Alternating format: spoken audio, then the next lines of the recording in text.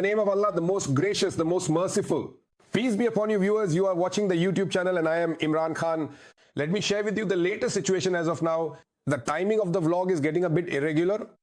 Ever since I returned from Hajj, things haven't quite settled back into routine. Now, I myself also feel a bit tired. There are other things as well. People are also coming to meet me. So just wait for another day or two and everything will be back on schedule with the timing of everything set right. Now, let me first tell you that when Iran launched a retaliatory attack on Israel, neither Israel, the United States, nor Israel's allies were expecting that after suffering such heavy losses, Iran would strike back in this manner. Now, let me tell you about the damage that has occurred. According to the information received so far, Iran has destroyed many buildings in Israel. They have targeted many areas outside of the usual zones. Iran has severely destroyed one of Israel's air bases. And at the same time, they have also destroyed the offices of their Ministry of Defense. That is, just as the United States has the Pentagon, Israel has its own central command in Tel Aviv, and Iran has completely destroyed it. When scenes of this destruction were being filmed and a Sky News reporter was reporting from there, he was told to leave during the coverage and not to film it. Israel even shut down the internet for a while so that the extent of the destruction could be shown as little as possible, but this devastation cannot be hidden. Whenever missiles fall in any city or country, that destruction can no longer be hidden. You can't keep it concealed from the world in this modern age because somehow videos and photos are taken and they come out. So according to the information received so far, Israel has suffered relatively few casualties. Iran, on the other hand, has suffered heavy casualties. Near the border, people were martyred in the first attack, and since then, Israel has been continuously attacking. However, according to the latest reports, in the Iranian attack on Israel, 80 people have been injured so far, and 5 Israelis have been killed, including one woman.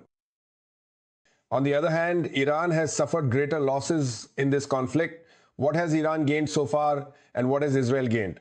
I will present some of these points to you and then I will share some important facts as well. Starting with Pakistan, number 1. The very first thing Israel did in its attack was to prove that its intelligence was extremely effective. Using their intelligence, they struck those locations in Iran where important figures were present. Even though there was a risk of war and those people should have been protected, Israeli intelligence demonstrated its superiority here. I'm talking about the first attack. The second achievement Israel secured was that they martyred the main figures in Iran's military leadership.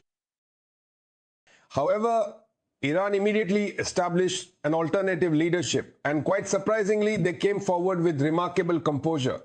Despite suffering such a major loss, they stood as if nothing had happened at all. Thirdly, Israel targeted Iran's key scientists, but this is something that cannot be compensated for. The human mind is an extremely valuable asset. Great scientists are incredibly precious people. In fact, you could say that a single scientist can sometimes be more important than 100,000 powerful soldiers because the weapons they create allow you to stand up to even the greatest powers. Therefore, the loss Iran suffered here is truly irreparable. Key scientists were targeted, but these were not the only scientists Iran had. They have many other scientists and an entire team that continues to work. So the statements coming out of Iran are saying that yes, there has been a loss, but we will keep moving forward and will not back down from our mission. They say that Iran will become a nuclear power. And another thing, the fourth point is that the damage caused to Iranian installations at the nuclear sites is repairable. That is, the damage that has been done can be fixed. And regarding this action that Israel has taken, Russia and China have also issued statements, and other countries are also making statements saying that you cannot attack nuclear sites. This is a red line. You should not have done this because it could lead to the spread of radiation and create extremely dangerous situations. Israel has taken a huge risk here. Now, the damage that has occurred will be repaired, it will be fixed in a few days, and Iran will resume its work again. But will this conflict stop here? That is a big question. At this moment, Israel continues to receive support from the West. The public is saying, people everywhere are saying that Israel was wrong to carry out this attack, but the West or their media, they are creating the narrative that Iran is so dangerous that attacking it was absolutely necessary. Just like they created a narrative about Libya, Afghanistan, and Syria, now another narrative is being prepared, this time against Iran. Once such a narrative is built, attacks are carried out. But Iran has retaliated in a very frightening way. And now the world is either united and preparing to attack Iran or not. This is a question we will discuss further. We will also discuss the perspective of the common person, because Iran is being discussed everywhere. Let's move forward and talk about it more, as it's become very famous here. You can't do what you did in the past with some other countries. There are many other players involved here. Right now, on the global stage, there is China, there is Russia, and there are other countries, Pakistan, the Islamic bloc. It's not as if all the Islamic countries are going to stand with Iran and start fighting. Maybe a few countries will stand with them, but they aren't actually standing with Iran, are they? If the whole world unites and gets ready to attack Iran, then their reliance will increase, because it won't be possible to do this without securing their bases. And all the countries surrounding Iran are Muslim countries. Can they get support from Turkey or from Saudi Arabia or the UAE to give up their bases and say, here, use our bases to attack Iran? I don't think that's possible. And even if they set up such bases or facilities inside Iraq and launch continuous attacks on Iran from there, they still won't achieve much success.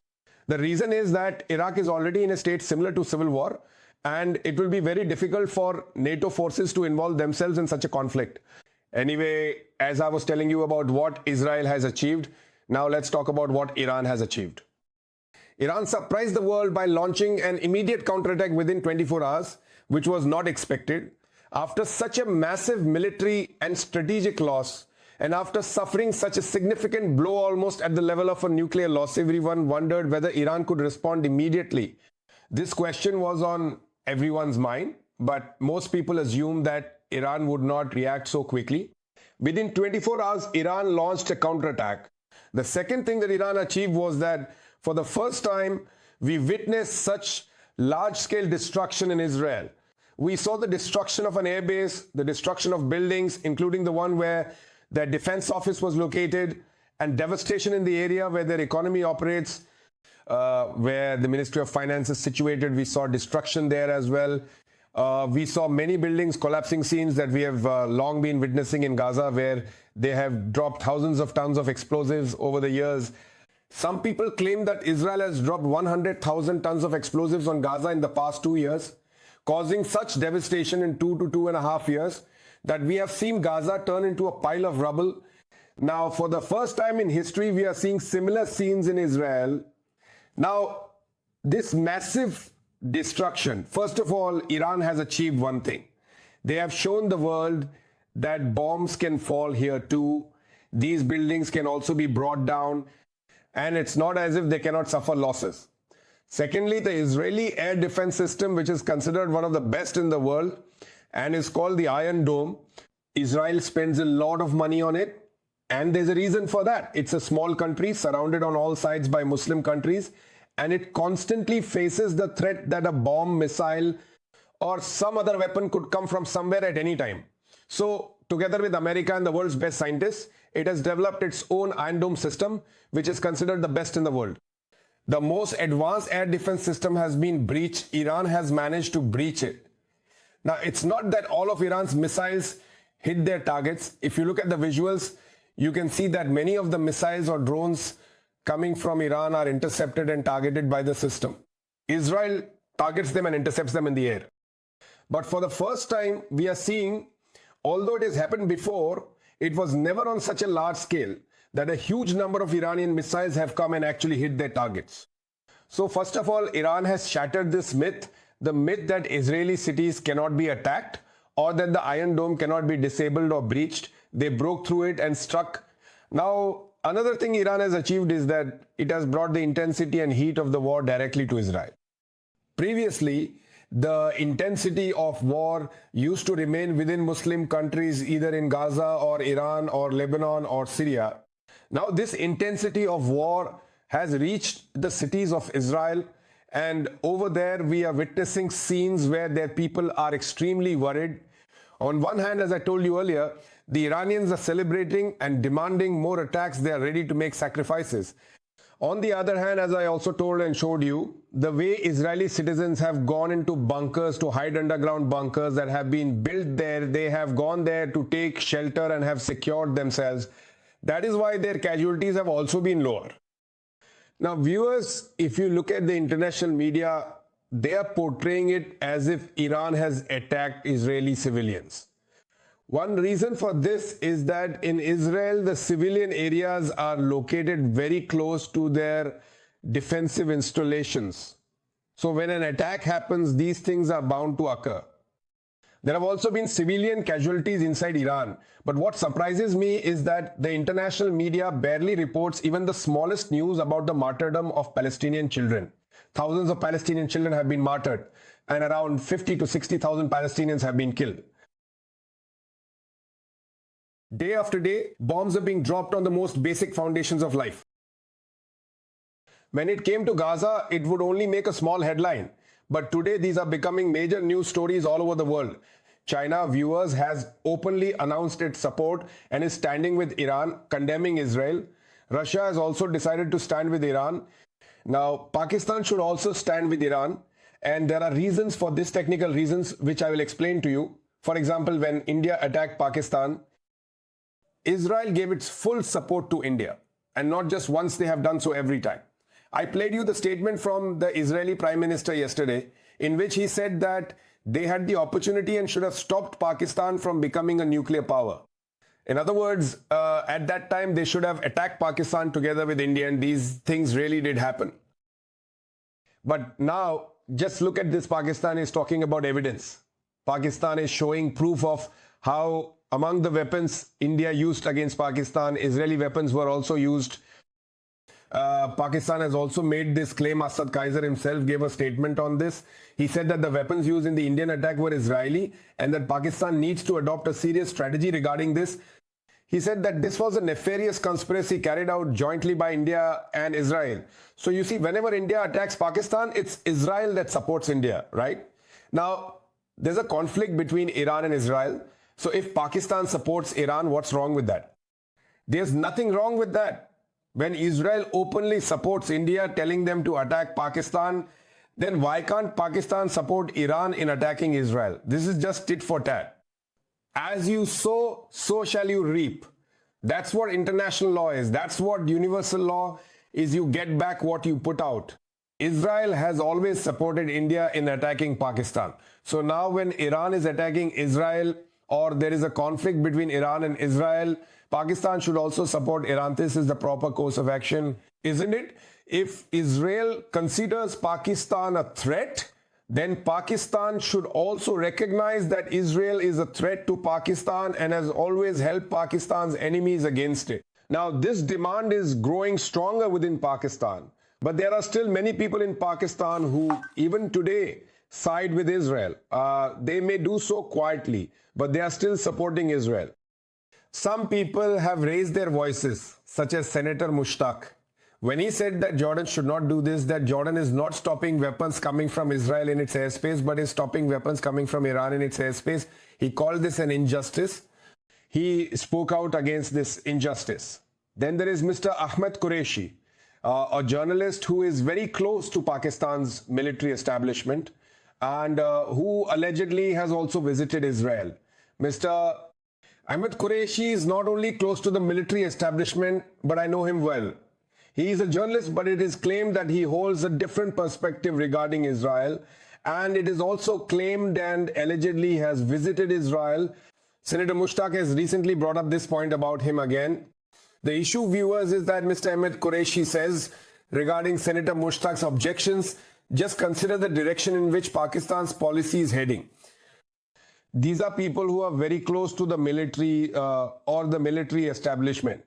He says, salute to the martyrs of Jordan who are defending their skies. Jordan has one of the best air forces in the Middle East. Your allies, the communists, have been trying to push Jordan into civil war since 1979, but have failed. Jordan has every right to shoot down Iranian missiles and drones and to foil the Khomeini's plans. This is Mr. Ahmed Qureshi, who also visits Israel. Now you can see that such people exist in Pakistan, And there are many people who are blaming Imran Khan. I mean, I see that they have become mentally disturbed. At this time, all the touts, and not just the touts, but also the journalists close to political parties, those affiliated with PD, all of them have become mentally disturbed. Not only journalists, but politicians as well are putting all the blame on Imran Khan and attributing this entire conflict to him. They are saying, why hasn't Imran Khan tweeted from jail yet? Brother, let Imran Khan meet someone and the tweet will come. I've told you 10 times before. If you want Imran Khan's stance on anything, just let him meet with someone and his position will be made public. When a person is locked up in jail, no one is allowed to meet him and no message is coming out from him, then how is he supposed to condemn Israel? And to this day, as much as Imran Khan has condemned Israel, there are two political families in Pakistan, the Zardari family and the Sharif family. Even if all the members of both these families combined, they have not condemned Israel as much as Imran Khan has, even from jail repeatedly, and he has paid the price for it. There are statements on record from Imran Khan saying that under no circumstances will he recognize Israel until the Palestinians get their rights. He gives the example of Quaid-e-Azam. In fact, Imran Khan has even said, what answer will I give to my God if I do this? The Palestinian people are being martyred, they are being oppressed.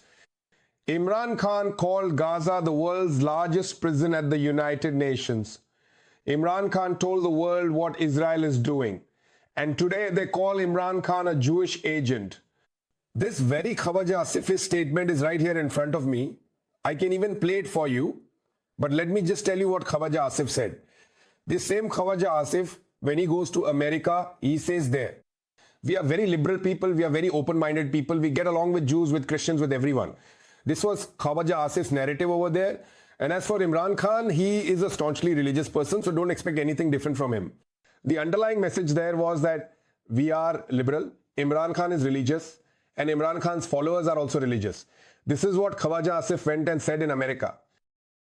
But the same Khawaja Asif, when he returns to Pakistan, comes here and says, no, Imran Khan is a Jewish agent. Just think about their hypocrisy, think about their lies, their fraud, their dishonesty. And today, if a man isn't questioning the chains of Jankt, then just have him meet someone and watch the parody. He'll tweet in such a way, he'll give such a tongue lashing that even Nawaz Sharif could never have imagined it. Both Nawaz Sharif and Zardari are abroad, right? No one asked them why they haven't tweeted yet. Nawaz Sharif repeatedly said the same thing about how much Narendra Modi, sir, your plane crashed. I felt very sorry. Narendra Modi, whose name Mian Sahib would never mention after the crash, he finally did. Now, in this matter, where does Nawaz Sharif stand? Why are they not tweeting in the hands of Iran? Why isn't he tweeting against Israel? When people put pressure, when there's a lot of pressure, then he'll make some vague kind of tweet. Just leave it, look at Imran Khan, you can see how a tweet is done. So this man sitting abroad, who has been Prime Minister of Pakistan 3 times, no one is asking him anything. The one who is locked up in jail, whom they've stopped people from meeting, they're asking him. So viewers, this is the current situation. Viewers, Inam has made another claim, and that claim is that another F-35 has been shot down. This is an American-made 5th generation aircraft, and he's saying that they've also captured an Israeli pilot. Now, if this news is correct, then it's a very big story. It's a major development that an Israeli pilot has been captured and another plane has been shot down, that too an F-35, which Israeli pilots use. So this could be a huge success for Iran, and Iranian media is continuously making this claim. Viewers, Netanyahu's anxiety can be seen in his latest video, and in it, Netanyahu has made a request to the Iranian people to change their government. In Iran, they don't realize that when war breaks out, no matter how much political opposition there is, everyone comes together. During the war between Pakistan and India, everyone united despite political differences. So Netanyahu doesn't understand this point. Today, even if people inside Iran are not happy with the Iranian government, they will still stand with the Iranian government. They will stand with the Iranian military. You can't do this. For this, you'll have to do 2 things. Either Israel comes and lands on Iranian soil. Can they dare to do that? They can never do it. They simply can't compete with them. Or if they try to incite a rebellion from within, that rebellion just isn't possible. Their control is very strong. So here, Netanyahu's anxiety and worry are visible. His frustration is apparent, as now he's even appealing to the Iranian people. Because In my opinion, he never imagined that the buildings in Israel would one day be reduced to rubble like this and that Iran would be behind it. One more thing becomes clear here. It seems that even though Israeli intelligence is very good, they had no real idea of the full extent of Iran's capabilities. They didn't realize at what level Iran's abilities are, how far it can go in launching attacks, and what it can actually do. So Iran has now demonstrated that, viewers, I'll share some more things with you in the next vlog because this war is still ongoing and it's going to be a long one. I don't think this is a war that will end soon. The way Israel has started this conflict, and now as the West is standing with Israel and as some forces are aligning a bit with Iran, it seems this will be a prolonged war. This is not a small conflict. And Iran is a very powerful military force. It has a lot of weapons. You'll see this in the times to come. They're saying that they'll even launch their Khaybar missile and the world will be shocked. The world will then realize what kind of missiles and technology we have. For now, let's see what Iran does. But today, another very important activity is happening in America. Pakistan's Field Marshal Asim Munir is present in America. He's on a visit to the US and everyone is asking what the purpose of the visit is, what the reason is. Nothing has been disclosed about it, but he's on a visit to America and their overseas Pakistanis are coming out in large numbers to protest against him. They're saying that he has established a dictatorship in Pakistan. There is oppression, coercion, corruption, human rights violations, and restrictions on freedom of expression in Pakistan. The judiciary has been taken hostage in Pakistan. The parliament has been taken hostage. The media in Pakistan has been imprisoned. People are being forcibly disappeared. And for all these things, they hold the Pakistani military establishment responsible. And now they have planned a major protest against General Asim Munir in America. People are gathering. And according to the latest information as I speak to you, a large number of people are heading there. People have come from Canada, from very distant areas. So now we have to see how successful this protest is and what its impact will be. Because look, to stop this protest against the army chief, Pakistan's intelligence agencies, the embassy and the government have put in their full effort, tried everything they could. And despite all these efforts, if the protest still takes place, it could become a major problem and a source of embarrassment for the army chief. So let's see what happens. We'll talk about this further. For now, take care of yourselves and of our channel as well. Allah Hafiz.